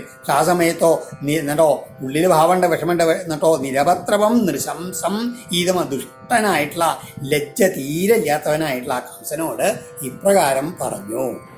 വസുദേവ ഉവാച നഹ്യസ്യാസ്തേ ഭയം സൗമ്യ യദ്വാഗാഹ ശരീരിണി പുത്രാൻ സമർപ്പയിഷ്യേസ്യാ യതസ്തേ ഭയമുത്ഥിതം. ഇതെന്താണ് വസുദേവൻ പറഞ്ഞത്? വസുദേവൻ കംസനോട് പറയാണ്, ഹേ സൗമ്യനായവനെ, അശരീരിണീ വാക്ക്, ഈ അശരീരി വാക്ക് ഇയൽ ആഹ എന്താണ് പറഞ്ഞത്? തേ അതനുസരിച്ച് അങ്ങയ്ക്ക് അസ്യാ ഭയം നഹി, അങ്ങയ്ക്ക് ഇവളിൽ നിന്ന് യാതൊരു ഭയവും ഉണ്ടാകേണ്ട ആവശ്യമില്ല. തേ യഥ ഭയം ഉത്ഥിതം, അങ്ങ് യഥാർത്ഥത്തിൽ ആരിൽ നിന്നാണോ യാതൊരുവിൽ നിന്നാണോ ഭയഭീതി ഉണ്ടാവുന്നത്, അസ്യാ പുത്രാൻ ഇവളുടെ പുത്രന്മാരിൽ നിന്നല്ല എനിക്ക് വേണ്ടാണ്. അതുകൊണ്ട് ഇവളുടെ പുത്രാൻ അസ്യാ പുത്രാൻ സമർപ്പയിഷ്യേ, ഞാൻ എന്ത് ചെയ്യാം? ഇവൾക്കുണ്ടാവുന്ന എല്ലാ പുത്രന്മാരെയും ഞാൻ അങ്ങക്ക് സമർപ്പിച്ചു കൊള്ളാം എന്നാണ് പറഞ്ഞത്. അതായത് തൽക്കാലം എന്ത് വില കൊടുത്തും ദേവകിയെ രക്ഷിക്കുക. അതാണ് അതിൻ്റെ പരിണത ഫലങ്ങൾ എന്താണെന്ന് ചിന്തിക്കാൻ പോലും വയ്യാത്ത സ്ഥിതിക്ക് ഇതേ ഒരു പോംവഴികളെന്ന് വിചാരിച്ചിട്ടാണ് തൻ്റെ പുത്രന്മാരെ മുഴുവൻ അങ്ങോട്ട് സമർപ്പിക്കാൻ. വളരെ വിഷമുള്ള, അതാണ് പറഞ്ഞത് ദൂയമാനേന എന്നൊക്കെ പറഞ്ഞത്. എങ്കിലും വേറെ രക്ഷാമാർഗമൊന്നും ഇല്ലാത്ത സമയത്തോട് ചെയ്താണ്. ഇനിയും വേറെന്തെങ്കിലും ഭഗവാന്റെ കാരുണ്യം കൊണ്ട് വേറെന്തെങ്കിലും വന്നാൽ വരും എന്നുള്ള ആ ഭാവത്തോടു കൂടിയിട്ടാണ് ചെയ്തത്. സ്വസുർവതന്നിവൃതേ കംസ തദ്വാക്യസാരവിൽ വസുദേവോപിതം പ്രീത പ്രശസ്യ പ്രാപിശൽ ഗൃഹം. ഏതായാലും അത് കേട്ട് ത്വദ്വാക്യസാരവിൽ കംസ, അദ്ദേഹം പറഞ്ഞതിൻ്റെ പൊരുൾ നന്നാക്കി മനസ്സിലായുള്ള കംസൻ സ്വസുവതാൽ തൻ്റെ സോദരീവധത്തിൽ നിന്ന് തൽക്കാലം പിന്മാറി. നിവൃതേ വസുദേവനും തം പ്രശംസ, അദ്ദേഹത്തിനെ ശ്ലാഘിച്ചിട്ട് പ്രീത സന്തോഷത്തോട് കൂടിയിട്ട് ഗൃഹം പ്രാപിശൽ, വേഗം പത്നിയോട് കൂടിയിട്ട് തൻ്റെ ഗൃഹത്തിലേക്ക് അങ്ങോട്ട് പോയി. ഹതകാല ഉപാവൃത്തേ ദേവകീ സർവദേവതാ പുത്രാൻ പ്രസുരുവേ ചാഷ്ടൗ കന്യാം ചൈവാനുവത്സരം. അതിനുശേഷം അതാ കാലേ ഉപാവൃത്തി എങ്ങനെ ഗർഭം വന്നു, രോഹിണി ദേവകി ഗർഭമുണ്ടായി. ആ ഗർഭകാലം സമാഗതമായ സമയത്ത് സർവദേവതാസ്വരൂപിണിയുള്ള ദേവകി അനുവത്സരം ഓരോ വർഷവും 1 എന്ന കണക്കിൽ അഷ്ടോ പുത്രാൻ ച 8 പുത്രന്മാരെയും കന്യാം ഏവച ഒരു കന്യകയെ കൂടിയും പ്രസവിച്ചു. കീർത്തിമന്തം പ്രഥമജം കംസായാനഗതുന്ദുഭി അൽപ്പയാമാസകൃച്ഛ്രേണ സോനൃതാദിവിഹ്വല. അതിലെ ആദ്യത്തെ പുത്രനായിട്ടുള്ള കീർത്തിമാൻ എന്നുള്ള പ്രഥമജം ആദ്യം ജനിച്ചുള്ള കുട്ടിയെ കംസായ കൃച്ഛ്രേണ അർപ്പയാമാസ, കംസന് വളരെ പ്രയാസത്തോടു കൂടിയിട്ട് അദ്ദേഹം കൊണ്ടേ കൊടുത്തു എന്ന് പറയുകയാണ്. കാരണം എന്താണ്? അനൃതാൽ അതിവിഹ്വല സ ആനകദുന്ദുവി, അസത്യത്തിൽ താൻ പറഞ്ഞിട്ടുണ്ടല്ലോ കൊടുക്കാന്നുള്ള ആ അസത്യത്തിനെ പേടിയുള്ള വളരെയധികം ഭയപ്പെട്ടുള്ള വസുദേവൻ തൻ്റെ ആദ്യത്തെ ഉണ്ണിയെ കംസന് വളരെ വിഷമത്തോടു കൂടി കൊണ്ടേ കൊടുത്തു. കിം ദുസ്സഹം നു സാധൂനം വിദുഷം കിമപേക്ഷിതം കിമകാര്യം കദല്യാണം ദുസ്ത്യജം കിം ധൃതാത്മനാം. സാധൂനാം ആലോചിച്ച് നോക്കൂ, സജ്ജനങ്ങൾക്ക് ദുസ്സഹം കിം നു, ദുസ്സഹമായത് എന്താ ഉള്ളത് എന്ന് ചോദിക്കുകയാണ്. വിദുഷാം വിവേകികളായിട്ടുള്ള ആൾക്കാർക്ക് അപേക്ഷിതം കിം ആവശ്യമായത് എന്താണ്, കദല്യാണ്. അതേസമയത്ത് നീചന്മാർക്ക് അകാര്യം കിം ചെയ്യുവാൻ അരുതാത്തത് എന്താണ്, ധൃതാത്മനം ധീരന്മാർക്ക് ദുസ്ത്യജം കിം ത്യജിപ്പാൻ എഴുതാത്തത് എന്താണ്. ഇതൊക്കെ ഓരോ ലോകതത്വങ്ങളാണ്. ദൃഷ്ട്വാ സമത്വം തത്സൗരേ സത്യേ ചൈവ വ്യവസ്ഥിതിം കംസ തുഷ്ടമനാരാജൻ പ്രഹസന്നിതമബ്രവീൽ. ആലോചിച്ച് നോക്കൂ പരീക്ഷിത്തെ, ശൗരേ തത് സമത്വം, അതായത് ആ വസുദേവന്റെ ആ സമഭാവനയും, അതായത് തൻ്റെ സത്യത്തിൽ നിന്ന് ഒട്ടും വ്യതിചലിക്കാതെ ആദ്യം പറഞ്ഞ വാക്കിനെ ഇയാളാണ് സമഭാവത്തിൽ ഇരുന്നു കൊണ്ട് ദുഃഖവും വിഷമം വരുമ്പോഴും ഒരേ ഭാവത്തിൽ ഇരുന്നു കൊണ്ടുള്ള ഇതുണ്ടല്ലോ കണ്ടിട്ടും, സത്യേ വ്യവസ്ഥിതിം ഏവച, ആ സത്യത്തിലുള്ള സ്ഥിരതയും ദൃഷ്ട കണ്ടിട്ട്, തുഷ്ടമന സന്തോഷിച്ച മനസ്സോട് കൂടിയിട്ടുള്ള കംസൻ പ്രഹസൻ ഇതം അബ്രവീൽ, ചിരിച്ചുകൊണ്ട് ഇപ്രകാരം അദ്ദേഹത്തിനോട് പറഞ്ഞു, പ്രതിയാതു കുമാരോയം നഹ്യസ്മാദസ്തിമേവയം അഷ്ടമാൽ യുവയോർ ഗർഭൻ മൃത്യുർമേ വിഹിതക്കില. അയം കുമാര സുദേവ, ആ ഉണ്ണിയെ കയ്യിലെടുത്തപ്പോഴേ കംസനും ചെറിയൊരു കാരുണ്യൊക്കെ തോന്നി. എന്നിട്ട് പറയാണ്, ഈ ബാലൻ തിരിച്ചു കൊണ്ടേക്കോളൂ എന്ന് പറയാണ്. പ്രതിയാതു, മടങ്ങിപ്പോയിക്കോട്ടെ, കാരണം അസ്മാൽ മേ ഭയം നാസ്തി, ഈ കുട്ടിയെ കൊണ്ട് എനിക്ക് യാതൊരു പേടി ഉണ്ടാവാനില്ല. കാരണം യുവയോ അഷ്ടമാൽ ഗർഭാൽ, നിങ്ങൾ രണ്ടുപേരുടെയും 8ാമത്തെ ഗർഭത്തിൽ ഉണ്ടാവുന്നതിൽ ആണല്ലോ മേ മൃത്യു വിഹിതക്കില, എൻ്റെ മരണം വിധിക്കപ്പെട്ടിരിക്കുന്നത്. അതുകൊണ്ട് ഈ കുട്ടിയെ കൊണ്ടേക്കോളൂ എന്ന് പറഞ്ഞിട്ട് തിരിച്ചു കൊടുക്കുകയാണ്. തഥേതി സുതമാദായ യയാവാനഗതുന്ദുഭി നഭ്യനന്ദത തദ്വാക്യം അസതോ അവിജിതാത്മനാ. അതാ ഇത് അങ്ങനെ ആയിക്കോട്ടെ എന്നും പറഞ്ഞുകൊണ്ട് ആനകദുന്ദുഭി, വസുദേവൻ സുതമാതായ മകനെ കയ്യിലെടുത്ത് യയൗ തിരിച്ച് യാത്രയായി. എങ്ങനെ അത്ര വിഷമമുണ്ടാവും മനസ്സിൽ ഇതില്ലേ. അഭ്യനന്ദത എന്ന് പറയണം ആ വാക്യം. അദ്ദേഹത്തിന് അഭിനന്ദിച്ചില്ല, എന്നാലും മനസ്സാടെയാണ് തിരിച്ചു കൊണ്ടുപോയത് കുട്ടിനെ. കാരണം എന്താ കുട്ടിയെ കൊണ്ടുപോയത്? കാരണം അവിജിതാത്മന ആസാദ തത് വാക്യം, അതായത് ഇവന് മനസ്സിന് സ്ഥിരതയില്ലാത്ത ആളാണ്, ആ ദുഷ്ടനാണ്, അവൻ്റെ വാക്കിന് വിരസയില്ലാത്ത ആളാണ്. എപ്പോഴാണ് അവൻ്റെ മനസ്സ് മാറുക എന്നറിയില്ല. അതുകൊണ്ടാണ് വലിയ സന്തോഷത്തോടുകൂടി അല്ലാതെ വസുദേവൻ കുട്ടിയെ അങ്ങോട്ട് തിരിച്ചു കൊണ്ടുപോവുകയും ചെയ്തു.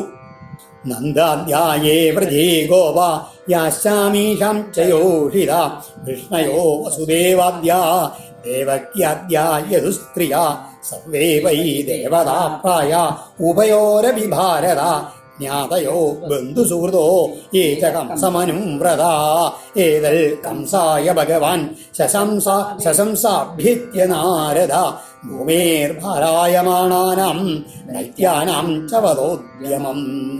ഈ സമയത്ത് നാരദ മഹർഷി എന്ത് ചെയ്തു? അവിടെ ചെന്ന് കംസനോട് പറയുകയാണ്, കംസ, അങ്ങ് എന്തൊക്കെ ഈ നടന്നതൊക്കെ എന്തൊക്കെ കഥകളൊക്കെ പറഞ്ഞ സമയത്ത് പറഞ്ഞു, അങ്ങ് വിഡ്ഢിതല്ലേ ചെയ്തത്. അന്ന് ആലോചിച്ച് നോക്കൂ, ഈ അമ്പാടിയിലെ നന്ദഗോപരെ മുതലായിട്ടുള്ള ഗോപന്മാരെ, അതുമാതിരി അവരുടെ ആ സ്ത്രീകളെ, വ്രജസ്ത്രീകളെ, വസുദേവൻ തുടങ്ങിയിട്ടുള്ള വൃഷ്ണികള്, അതുമാതിരി ദേവകി മുതലായിട്ടുള്ള യാദവ സ്ത്രീകള്, ഇവരൊക്കെ നോക്കിക്കൊള്ളവരെങ്ങനെ, അവരുടെ ജാതിക്കാര്, ബന്ധുക്കള്, സുഹൃത്തുക്കള്, ഇവരെല്ലാവരും കംസൻ അങ്ങയുടെ അനുചരന്മാരായിട്ട് ഇവിടെ എല്ലാവരും ഉണ്ടല്ലോ, ഇവരെല്ലാവരും സാമാന്യേന ദേവന്മാരുടെ അംശമാണ് എന്നാണ് നാരദ മഹർഷി കംസനോട് പറഞ്ഞത്. ശ്രദ്ധിച്ച് നോക്കിയാൽ അറിയാം കേട്ടോ. എന്തിനു വേണ്ടിയിട്ടാണ് അവരൊക്കെ വന്നിരിക്കെ? ഭൂമിക്ക് ഭാരം വരുത്തുന്ന അസുരന്മാരെ നിഗ്രഹിക്കാൻ വേണ്ടിയിട്ടാണ് ഇവിടെ ഭഗവാൻ അവതരിക്കാൻ പോകേണ്ടത്. അവർ ആ ഭഗവാന്റെ സഹായത്തിന് വേണ്ടിയിട്ടാണ് ഇവരൊക്കെ ഇവിടെ വന്നിരിക്കുന്നത് എന്നും കൂടി സൂചിപ്പിച്ചു. ഋഷേർ വിനിർഗമേ കംസോ യദുന്മത്വാസുരാനിധി ദേവക്യാഗർഭസംഭൂതം വിഷ്ണും ച സ്വപദം പ്രതി ദേവകീം വസുദേവം ച നിഗൃഹ്യ നികടൈർഗൃഹേ ജാതം ജാതമഹൻ പുത്രം തയോരജനസംഗയാ. അതായത് ഭഗവാൻ അവതരിക്കാൻ പോകേണ്ട ഭഗവാന്റെ സഹായത്തിന് വേണ്ടിയിട്ടാണ് ഇവരൊക്കെ എല്ലാവരും വന്ന് ജനിച്ചിരിക്കണത് എന്ന് മാത്രമല്ല, ആ ഭഗവാൻ തന്നെ ഇവിടെ വന്നതാ ഋഷി എന്താണ് നാരദ മഹർഷി അപ്പോൾ ഇതുകൂടി പറഞ്ഞു, ദേവകിയുടെ 8ാമത്തെ പുത്രനായിട്ട് അവതരിക്കാൻ പോകുന്നത് ആരാണ്? അങ്ങേ വധിക്കാൻ വേണ്ടി സാക്ഷാൽ മഹാവിഷ്ണു തന്നെ വരികയാണ് എന്നൊക്കെ പറഞ്ഞുകൊണ്ട് ഇനി എന്താ വെച്ചാൽ അങ്ങക്ക് വേണ്ടതൊക്കെ ചെയ്തോളൂ എന്നും പറഞ്ഞിട്ടാണ് നാരദ മഹർഷി അവിടുന്ന് പോയത്. ആ നാരദ മഹർഷി മടങ്ങിപ്പോയ സമയത്ത് കംസൻ എന്ത് ചെയ്തു? വേഗം അദ്ദേഹത്തിൻ്റെ വാക്കുകൾ മാനിച്ചത് ഈ യാദവന്മാരെല്ലാവരും ദേവന്മാരാണെന്നാണ് വിശ്വസിച്ചു. പിന്നെയോ മഹാവിഷ്ണു ദേവകിയുടെ ഗർഭത്തിൽ തന്നെ വധിക്കാൻ ജനിക്കും എന്ന് ഉറപ്പിച്ചിട്ട് ആദ്യം എന്ത് ചെയ്തു? കംസൻ വസുദേവരെയും ദേവകിയും തൻ്റെ ഗൃഹത്തിനുള്ളിൽ അടച്ച് ചങ്ങല കൊണ്ട് അങ്ങോട്ട് ബന്ധിച്ചു. എന്നിട്ടോ അവരിലുണ്ടാകുന്ന ഓരോ സന്താനവും ആ മഹാവിഷ്ണു തന്നെ എന്നുള്ള സംഖ്യയുടെ 8ാമത്തെ ഒന്നും അറിയില്ലല്ലോ, ഏതാണെന്ന് അറിയില്ല. അതുകൊണ്ട് എന്ത് ചെയ്തു? ആ നേരത്തെ കൊണ്ടുപോയി കുട്ടികളുണ്ടല്ലോ, അവരെല്ലാവരെയും തിരിച്ചു കൊണ്ടുവന്ന് ഓരോരുത്തരായിട്ട് അങ്ങോട്ട് വധിച്ചു എന്ന് പറയണം. കംസന്റെ ആ മനസ്സിന്റെ മാറി എന്നിട്ട് മടക്കി അയച്ചുള്ള ശിശുവിനെ വരുത്തിച്ചു. അത് കഴിഞ്ഞിട്ട് ജനിക്കുന്ന പുത്രന്മാരെ ഓരോരുത്തരെയും അങ്ങോട്ട് വധിച്ചു എന്ന് പറയുകയാണ്. മാതരം പിതരം ഭ്രാതൃൻ സർവാംശ്ച സുഹൃതസ്തദാഘ്നന്തി ഹ്യസുതുപോലെ ലുബ്ധ രാജപ്രായശോ ഭുവി. എന്നിട്ട് സാമാന്യേന പറയുകയാണ്, ആസൂതൃപ സ്വന്തം ജീവന്റെ രക്ഷയ്ക്ക് വേണ്ടിയിട്ട് ഭുവി ലുബ്ധ രാജാന, ഭൂമിയിലുള്ള ഈ ലോഭം മൂത്തുള്ള രാജാക്കന്മാരെ എന്തു ചെയ്യും? പ്രായേണ മാതരം പിതരം, തൻ്റെ അമ്മയും അച്ഛനെയും ഭ്രാതൃൻ സഹോദരന്മാരെയും സുഹൃതജ സ്നേഹിതന്മാരെയും തഥാ സർവ എല്ലാവരെയും വാഗ്നാന്തി നിഗ്രഹിക്കാറുണ്ട്. അത് ഒരു ലോക ഇതാണെന്ന് പറയാൻ അത്ര ദുഷ്ടന്മാരായുള്ള രാജാക്കന്മാരാണ് അവിടെ ഭരിച്ചുകൊണ്ടിരിക്കണതേ. അതുമാതിരി തന്നെയാണ് ഈ കംസനും എന്ത് ചെയ്തു? ആത്മാനമിഹ സഞ്ജാതം ജാനൻ വിഷ്ണുനാഹതം മഹാസുരം കാലനേമിം യദുഭി സവ്യരുദ്ധ്യത. ഇഹ സഞ്ജാതം ആത്മാന, ഇവിടെ താൻ ജനിച്ചുള്ള താൻ തന്നെ പ്രാഗ് വിഷ്ണുനാഹതം കാലനേമിം മഹാസുരം ജാനൻ, താൻ മുൻപ് ജന്മത്തിൽ മഹാവിഷ്ണുവിനാൽ വധിക്കപ്പെട്ട കാലനേമി ആയിരുന്നു മഹാസുരനായിരുന്നു. ഇപ്പം ജനിച്ചതാണ് ഈ കംസനായിട്ടെന്നുള്ള ബോധം വന്നിട്ട് ആ കംസൻ യദുഭി വിരുദ്ധ ദേവന്മാരോട് എല്ലാവരോടും എന്താണ് വിരോധഭാവം ആരംഭിച്ചു. ഉഗ്രസേനം ച പിതരം യദുഭോജാന്തകാധിപം സ്വയം നിഗൃഹ്യ ബുഭുജേ ശൂരസേനാൻ മഹാബല. യദുഭോജ അന്തകാധിപം, യദുക്കളുടെയും ഭോജന്മാരുടെയും അന്തകന്മാരുടെയൊക്കെ അധിപനായിട്ടുള്ള തൻ്റെ അച്ഛനായിട്ടുള്ള പിതരം ഉഗ്രസേനനെയും നിഗൃഹ്യ പിടിച്ച് തടവിലിട്ടു. എന്നിട്ടോ മഹാബലശാലിയായിട്ടുള്ള കംസൻ സ്വയം ശൂരസേനാൻ ഭോജ, ശൂരസേന രാജ്യത്തെ മുഴുവൻ സ്വയം അങ്ങോട്ട് അടക്കി ഭരിക്കാൻ തുടങ്ങി. ഓം ശ്രീകൃഷ്ണാർപ്പണമസ്തു. ഇതി ശ്രീമദ്ഭാഗവതേ മഹാപുരാണേ പാരമഹംസ്യാം സംഹിതായാം ദശമസ്കന്ധേ പൂർവാർദ്ധേ ശ്രീകൃഷ്ണാവതാരോപക്രമേ പ്രഥമോധ്യായ സർവത്ര ഗോവിന്ദനാമ സങ്കീർത്തനം. ഗോവിന്ദ ഗോവിന്ദ. ഈ കംസൻ യഥാർത്ഥത്തിൽ ഉഗ്രസേനൻ്റെ പുത്രനല്ല. ഉഗ്രസേനൻ്റെ നാരദ മഹർഷിനെ കംസനോട് തൻ്റെ ജന്മരഹസ്യം പറഞ്ഞിട്ടുണ്ട്. കംസൻ്റെ മാതാവ് ഒരിക്കൽ തൻ്റെ തോഴിമാരോടൊത്ത് യമുനാതീരത്തിൽ അങ്ങനെ വിശ്രമിക്കുന്ന സമയത്ത് സൗഭരാജാവായിട്ടുള്ള ദ്രുമിളൻ എന്നുള്ളൊരു അസുരൻ അവളെ കാണാൻ ഇടയായി. അവൾ ഉഗ്രസേന പത്നിയാണെന്ന് അറിഞ്ഞിട്ട് ആ രൂപത്തിൽ അവളെ സമീപിച്ചിട്ട് സംഭോഗം നടത്തി. അങ്ങനെയാണ് കംസൻ്റെ ജനനം. ഇത് ഹരിവംശത്തിൽ പറഞ്ഞിട്ടുണ്ട്. ഈ ദ്രുമളൻ എന്നുള്ള അസുരൻ ഉണ്ടല്ലോ, അത് കാലനേമിയുടെ എന്നാണ്. കാലനേമിയുടെ കഴിഞ്ഞ ജന്മത്തിലെ കാലനേമിയായിരുന്ന കംസൻ ഇവിടെ അവതരിച്ചതെന്ന് പറയുകയാണ്. പത്മപുരാണത്തിൽ വേറെ രീതിയിലാണ്. സത്യകേതു എന്നുള്ള വിദർഭ രാജാവിൻ്റെ പുത്രിയായിട്ടുള്ള പത്മാവതിയാണ് കംസൻ്റെ അമ്മ. അവളെ മധുര രാജാവായിട്ടുള്ള ഉഗ്രസേന വിവാഹം കഴിച്ചു വെച്ചാലും അവൾ അങ്ങനെ അച്ഛൻ്റെ വീട്ടിൽ തന്നെ അങ്ങനെ താമസിക്കുകയായിരുന്നു. അങ്ങനെ ഇരിക്കുന്ന സമയത്ത് അവൾ തോഴിമാരോടൊത്ത് ഇങ്ങനെ ഒരു പർവ്വതത്തിൻ്റെ പ്രാന്തത്തിൽ അങ്ങനെ വിശ്രമിക്കുന്ന സമയത്ത് ഗോപിലൻ എന്നൊരു അസുരൻ അവളെ കണ്ട് ഭ്രമിച്ചു. ഉഗ്രസേനൻ്റെ രൂപത്തിൽ അവളെ സമീപിച്ചുണ്ടായിട്ടുള്ള സന്താനമാണ് കംസൻ എന്ന് പത്മപുരാണത്തിലും പറയുന്നുണ്ട്. ഏതായാലും കംസൻ ഉഗ്രസേനൻ്റെ യഥാർത്ഥത്തിലുള്ള പുത്രനല്ല, ഒരു അസുരപുത്രനാണ്.